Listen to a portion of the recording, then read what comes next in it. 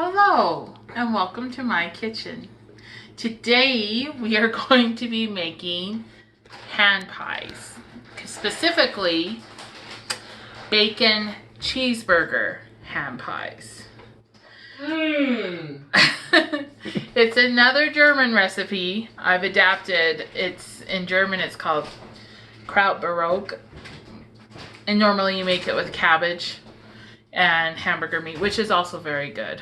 But the other day when I made these, the boys were like, I wonder if you could make them so they tasted like cheeseburgers. Well, probably if I put my mind to it. So we're gonna try it today.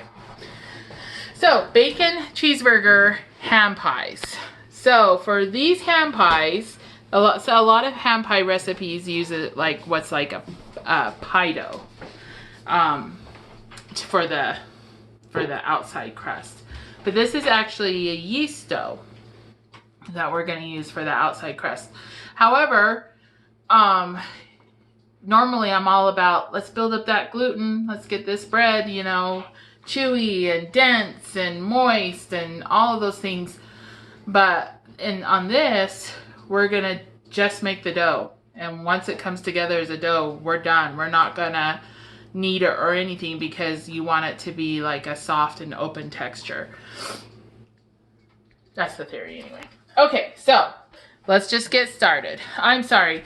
I'm doing videos today and I can feel like my energy level is really low. And so I'm working on it, guys. I can feel it and I hate that. So I'm working on it. I'm trying. I'm doing the work. Okay. The little what about Bob reference there. I need. Okay. All right. In your bowl you have. Thank you. In my bowl I have 4 cups of flour. And to that I'm going to add 1 tablespoon of active dry yeast. 1 tablespoon of salt. 1/4 cup of sugar. Why do you keep going back to me? Sorry. Stay on the bowl. No, not my feet. Oh my good grief. Oh, I'm gonna fire my cameraman. Of course, if I fire my cameraman, then I'm technically out of a job. Because there's no one else on the planet who would do this. All right. I guess that's what you call job security. Cameraman. Okay, where were we at? 1/4 cup of sugar. And then we're doing 1/4 cup of oil. A job. Like I get paid for this. I don't get paid for this. And I'm not even sure anyone's watching these anymore. They're probably like, oh, we don't want to cook like her. Are you kidding? Okay, 1/4 cup of oil and 1.5 teaspoons of vinegar. It's not a German recipe if it doesn't have vinegar in it. Oh, credola. Guess what I forgot? The water. Reet. Would you like me to pause? Yeah, pause and we'll pick back up. Okay. I didn't hear the ding. Because I just paused it. Oh, you paused it. Like Pavlov's dog. I'm waiting for that ding. Okay. Water. So, to this we add 1 3/4 cup of warm water. That was the part I forgot. And then I couldn't find my 2-cup Pyrex, and that messed me up. And oh, wow. It doesn't take much to get this grain in the ditch. Okay, so we're gonna mix this up. We're not gonna add more flour. We're not going to knead it. We're just gonna mix it up. We're not worried it's going to be sticky. It's gonna be real sticky. And that's okay. We're not gonna worry about that because we'll deal with the stickiness down the road. But, so, yeah. Just This breaks all the rules so far of how I've told you to make bread. This breaks those rules. Okay, why don't you put the camera back on the bowl there, babe? I gotta show them something. So you can see it's coming together in a dough. I have it way too high because I'm like basically not listening to the KitchenAid manufacturer directions. Why would I listen to those? I can put it at 5 on the dough hook. What do they know? They only build the machine. Okay. Alright, now you see this is together as a dough. It's trying to stick all to the bowl and do all manner of unsightly and ungodly things. But that's it. That's all we want. We just want it to come together. I could sing a song right now, but I won't. Okay, so what we do once this is together is we are going to get my hands wet with some wet water. Wet water. Get my hands wet with some cold water.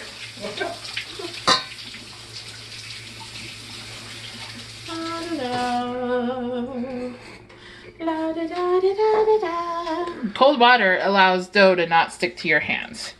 That's the little life hack for today.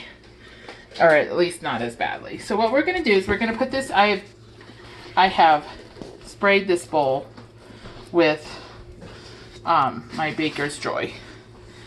And what I'm going to do is put this dough in like that. Pull this off my hand with my other cold, wet hand. And then we're going to cover that with some saran wrap that we're going to spray with Baker's Joy. And we're going to allow it to rise for 1 hour. Now, if it was winter time and my kitchen were cool, or cold even, I would tell you, let's put it on a, because you want it to rise to approximately double. Let's put it on a heating pad, my heating pad trick, but we're not worried about that today because it's roughly 200 degrees outside. Maybe even more like 300. We might bake these outside for all I know. Could you do something besides Baker's Joy? Sure, you could do any non-stick spray. You could, if you don't have non-stick spray, you could oil it with vegetable oil or even, I almost said frosting.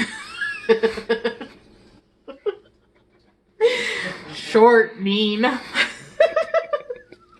Oil it with frosting. Why not? Okay, so anyway, what we're going to do is once we have that sprayed, the biggest thing is, guys, like I said, and like you saw, this is a sticky dough, right? So you don't want it to stick to the plastic. And since it is so sticky, normally I would tell you just spin, spin, spin, flip the dough over, boom, the underside is now greased. But that doesn't work with this because if you want this dough to stick to your hands for the rest of 5 centuries, we could do that, but we're not going to do that.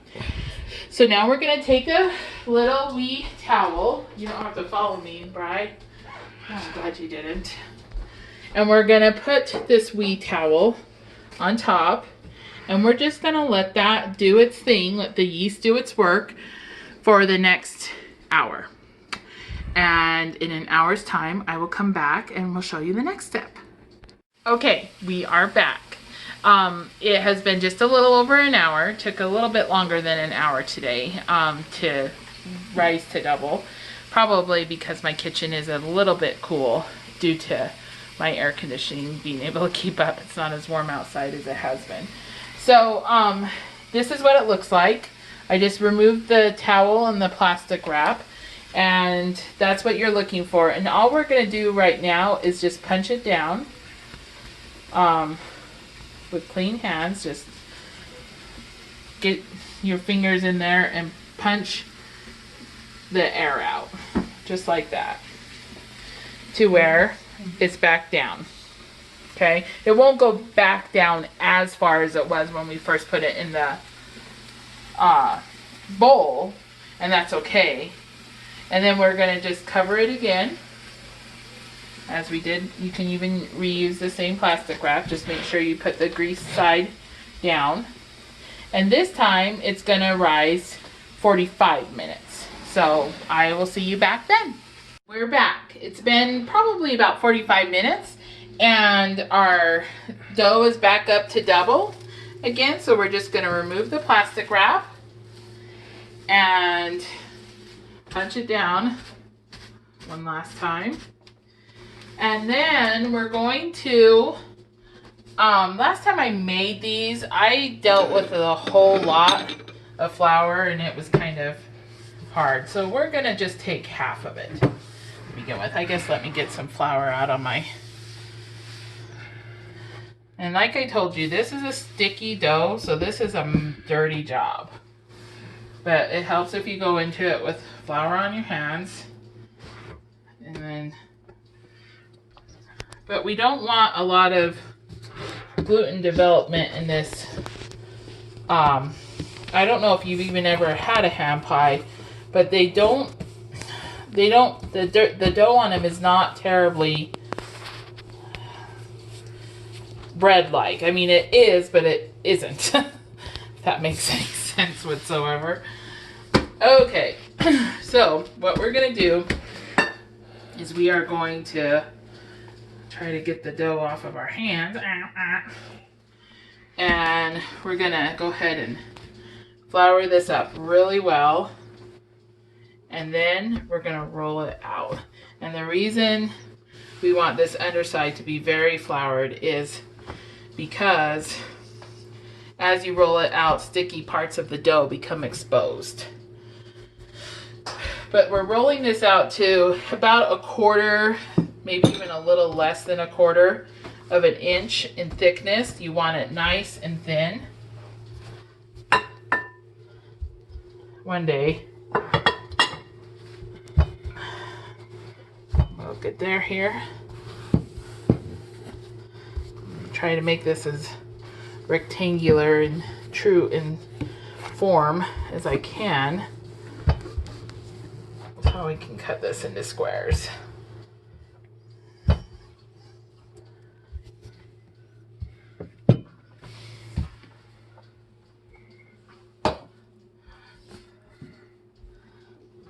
Alrighty.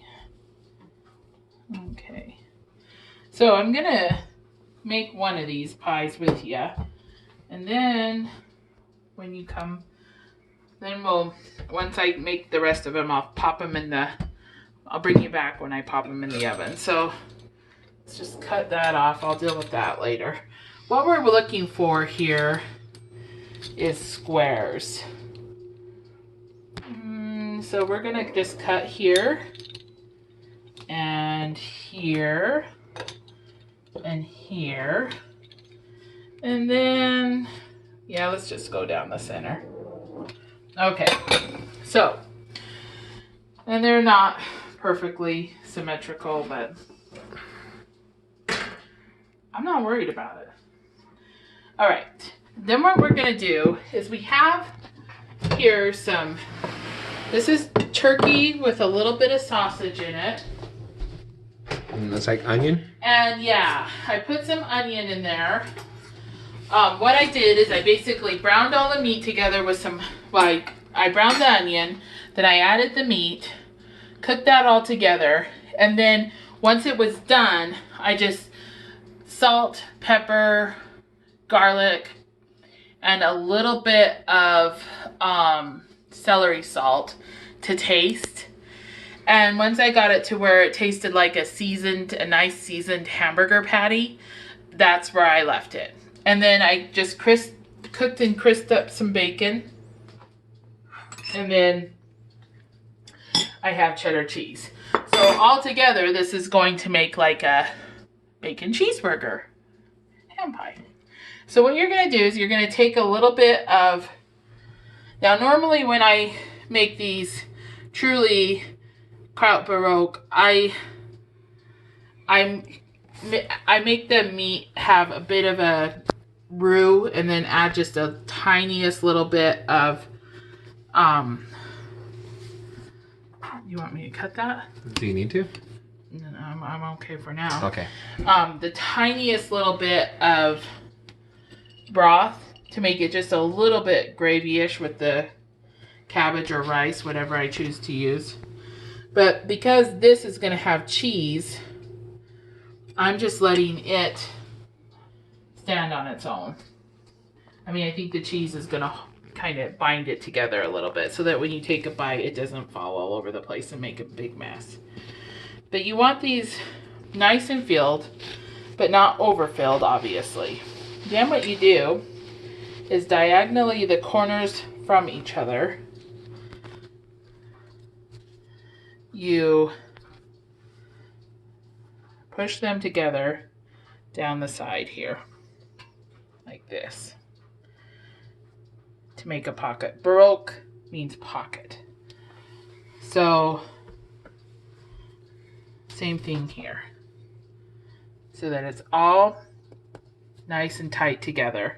You don't want any cracks, so you're going to run down the seams to make sure there's no cracks where little toppings can escape.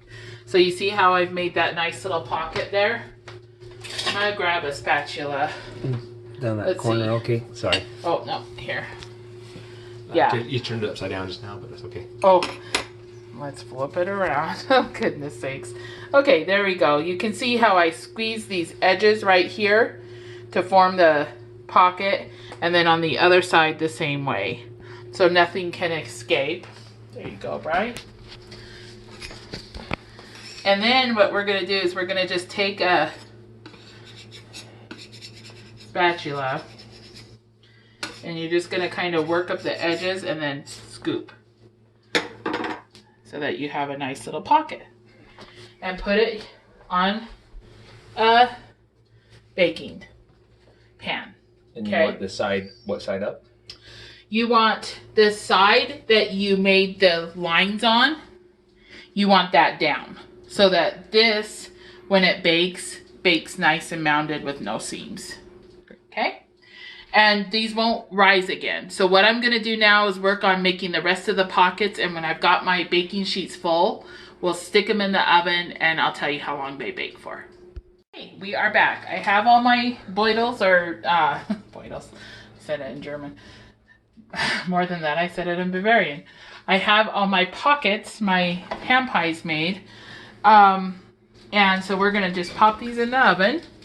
And we're going to, I already have a tray in there too. We're going to pop them in for 20 minutes. And when we come back, I'll show you what next to do.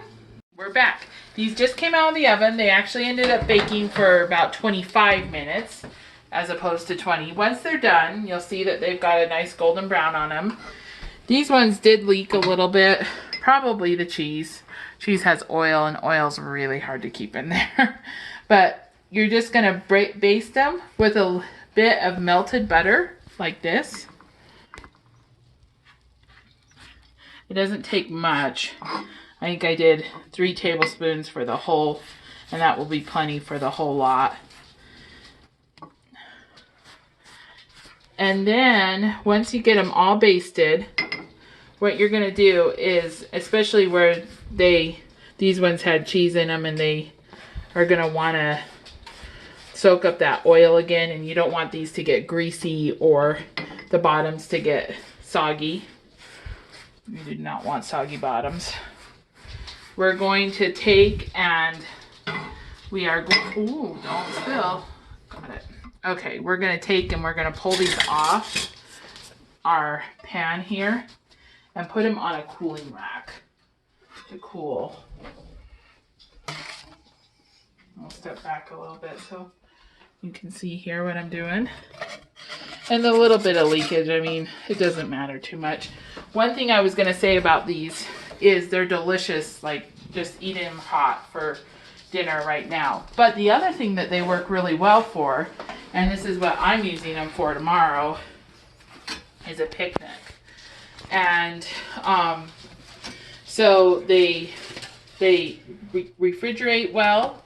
You can probably see the bottoms are nice and golden, can't you, Bri? Mm-hmm. They refrigerate well, and they taste really good cool, or room temperature, or whatever.